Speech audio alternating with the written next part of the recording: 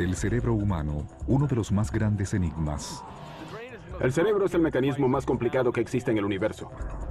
Hemos aprendido más sobre el cerebro en los últimos 5 años que en los últimos 5000 años. Salimos de la era de piedra solo hace unos pocos años.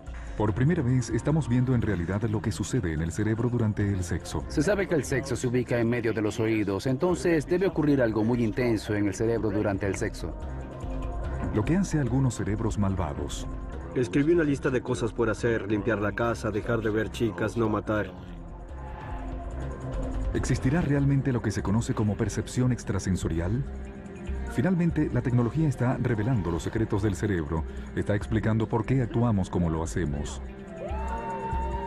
Está ayudando a los expertos a desarrollar nuevos métodos y máquinas para aumentar el poder del cerebro, así como revelando las habilidades desperdiciadas que todos tenemos en nuestras cabezas.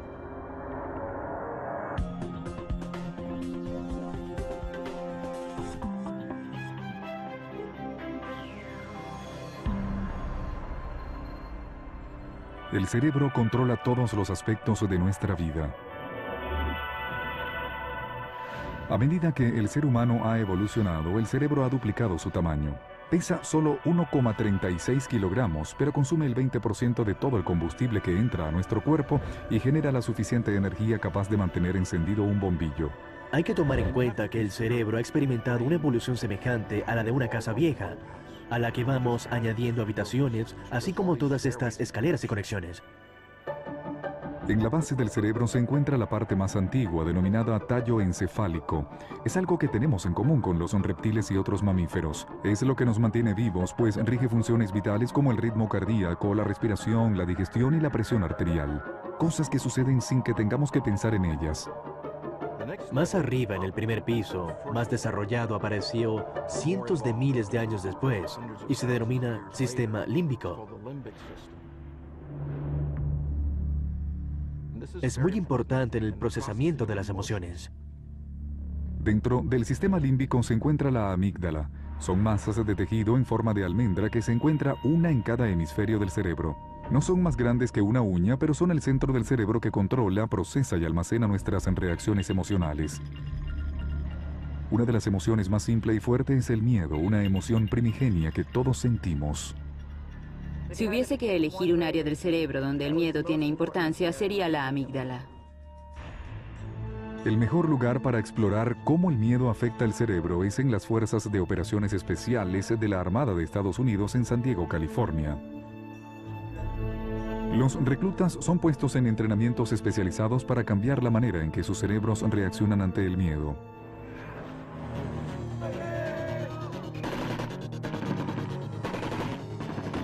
Prácticamente desde el primer día se somete a los estudiantes a un caos absoluto. Tienen que luchar. Cuando se analizan los errores cometidos en el campo de batalla, casi siempre están asociados a miedo o pánico. Así que la habilidad para controlar estos impulsos es extremadamente importante.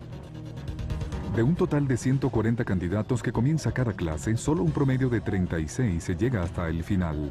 Los reclutas exitosos son aquellos que pudieron adaptar mejor sus cerebros a las exigencias del trabajo. Las condiciones físicas de los aspirantes no garantizan que superen este entrenamiento. Existen casos de atletas olímpicos que han abandonado este entrenamiento. Está el caso de un niño de Nebraska que, aunque pesaba 73 kilos y medio y no había visto nunca el mar, logró graduarse. ¿Por qué ocurre esto?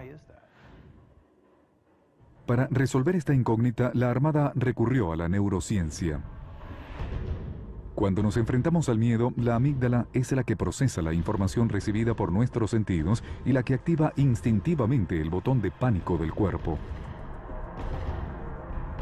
La amígdala es en realidad una de las zonas de mayor interconexión del cerebro. Enviará señales a algunas zonas del tallo cerebral para producir una serie de respuestas corporales. Se comenzará a sudar, se acelerará el corazón, se sentirá congelado por momentos, hasta se podría salir corriendo. Este ejercicio, conocido como prácticas de tácticas defensivas con capuchas y parte de un sistema de defensa cercano, es una de las condiciones en que la Armada de Estados Unidos somete a sus reclutas de modo de poder controlar las señales emitidas por la amígdala. Nuestros estudiantes no podrán oír ni ver. Los instructores crearán un escenario. Luego se les quitarán las capuchas a los estudiantes y estos deberán reaccionar. Cuando tienes esa capucha puesta, solo tienes instantes para pensar en los posibles escenarios que podrías enfrentar. Algunas veces la respuesta correcta es veloz y letal. Otras veces no son violentas. ¿Sabe dónde queda una estación de gasolina? Mi auto se está quedando sin combustible. En esa dirección. ¿Sí? Gracias. Se intenta reproducir decisiones instantáneas, esas situaciones de alto riesgo que suceden en una fracción de tiempo.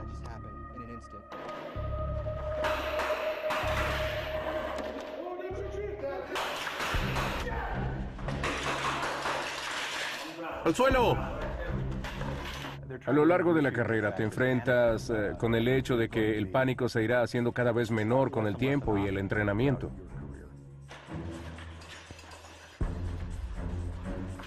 ¡Quítesela! ¡Quítesela! La manera correcta de entrenar es, primero, exponer a la gente a situaciones de miedo a las que irán acostumbrándose. Y segundo, saber cómo reaccionar ante dichas situaciones. Al estar en constante exposición a situaciones aterradoras, los reclutas aprenden a suprimir el miedo, que de lo contrario los haría reaccionar erróneamente y los expondría a la muerte. Pero, ¿cómo el cerebro logra hacer esto? Los científicos han descubierto que a medida que el ser humano fue evolucionando, otra parte del cerebro denominada corteza cerebral comenzó también a intervenir en el procesamiento del miedo. La zona del cerebro que nos distingue más como humanos es la corteza cerebral. Si la amígdala representa el primer piso del cerebro, la corteza es el segundo piso. Es una capa delgada, arrugada y externa del cerebro. Se divide en 4 áreas conocidas como lóbulos. Si se desplegara la corteza cerebral de un mono, sería del largo de una hoja de papel. Si se extendiera nuestra corteza cerebral, equivaldría a 4 hojas de papel de largo. Esto se debe a que nuestra corteza es arrugada y se encuentra apretada dentro del cráneo. Los lóbulos frontales es la región que está justo arriba de nuestros ojos. Son las áreas más recientes de nuestro cerebro. Con la evolución del ser humano, los lóbulos frontales se convirtieron en el lugar donde se procesa el pensamiento consciente, racional. Es donde resolvemos nuestros problemas. Los lóbulos frontales son trascendentales, pues son en realidad los conductores del cerebro. Se encargan de sincronizar todas las actividades. Los científicos hicieron un gran descubrimiento cuando identificaron que esa información percibida por nuestros sentidos llegaba casi 2 veces más rápido a la amígdala que a los lóbulos frontales. Las diferentes señales cerebrales viajan a gran velocidad y a menos que instintivamente sepamos cómo reaccionar ante una amenaza potencial, podemos quedar paralizados ante el miedo, mientras los lóbulos frontales reciben y emiten la respuesta correcta.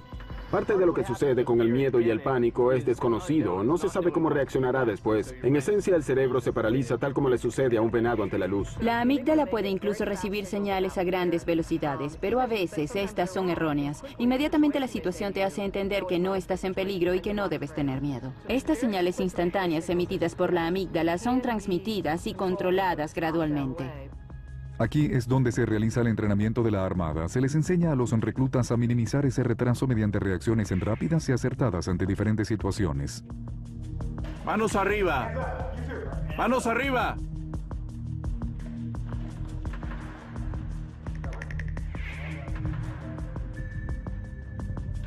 A medida que se aumenta la exigencia a las fuerzas especiales, la Armada continúa desarrollando técnicas de entrenamiento cerebral con el fin de aumentar el índice de aprobados. En los últimos años hemos aprendido más sobre el cerebro que en cualquier otro momento de la historia. ¿Cómo está organizado y cómo funciona? Los hallazgos en el campo cerebral están ayudando a la Armada a replantear el entrenamiento de los aspirantes a Fuerzas de Operaciones Especiales, SEAL. Algunos ejercicios especializados pueden mejorar sus reacciones cerebrales mediante situaciones de combate aterradoras. Pero los candidatos necesitan algo más para enfrentar miedos paralizantes. Los expertos creen que la evolución ha conectado nuestros cerebros al terror de estar atrapados bajo el agua. Como resultado, es casi imposible controlar el irresistible impulso cerebral de salir a la superficie para respirar. Y esa es la razón por la que los reclutas se esfuerzan tanto en pasar la prueba de resistencia bajo el agua.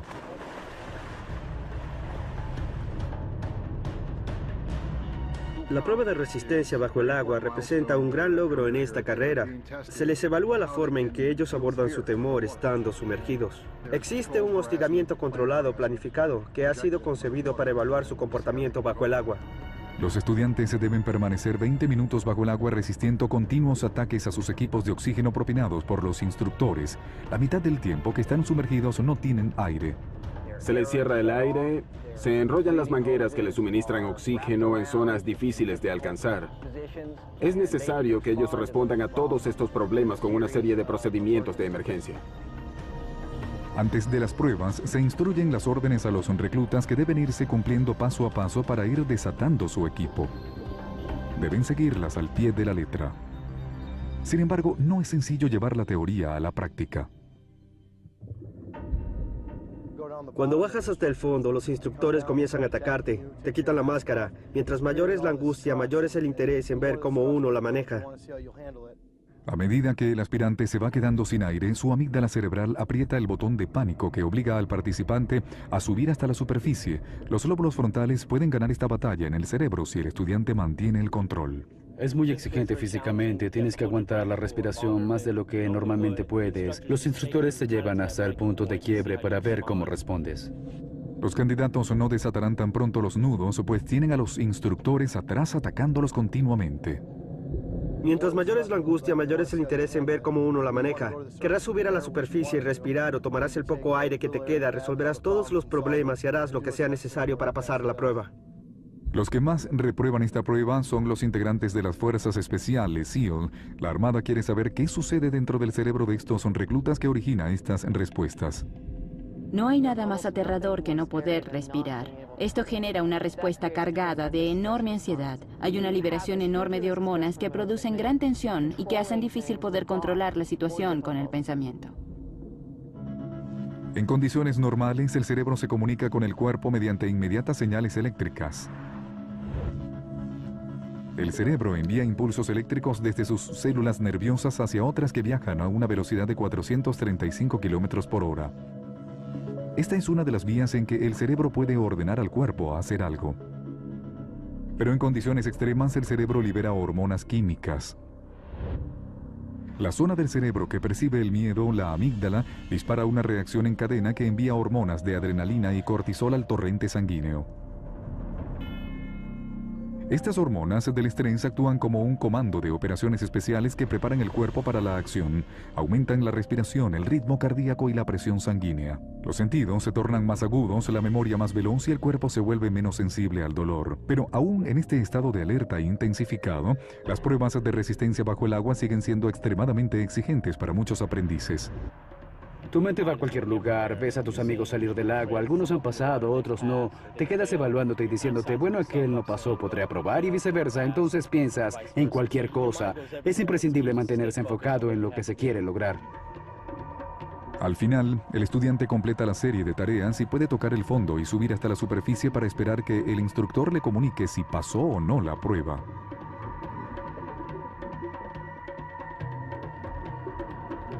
Pocos candidatos a las fuerzas especiales de la Armada aprueban este entrenamiento en el primer intento. Algunos necesitan hasta 4 intentos. Hay mucho en juego por cada posibilidad. El pánico es la razón más común por la que se reprueba el entrenamiento bajo el agua, la pérdida de la calma. Para algunos de nuestros estudiantes, este es el fin. Su rendimiento los sacó del entrenamiento. La Armada quiere ayudar a estos candidatos que están en el límite y que tienen el potencial para pasar esas etapas críticas del entrenamiento. Luego de consultar a los expertos, se desarrolló un programa innovador de resistencia mental que consistía en un conjunto de técnicas para mejorar la capacidad de los aspirantes en el control del miedo, incluso en aquellas situaciones extremas. Allá afuera hay que luchar contra el dolor, por metas que queremos lograr para poder continuar. Las técnicas en las que estamos interesados son las que llamo las 4 grandes: establecer metas, ensayar mentalmente, tener pensamientos positivos y activar el control. Los científicos creen que fijarse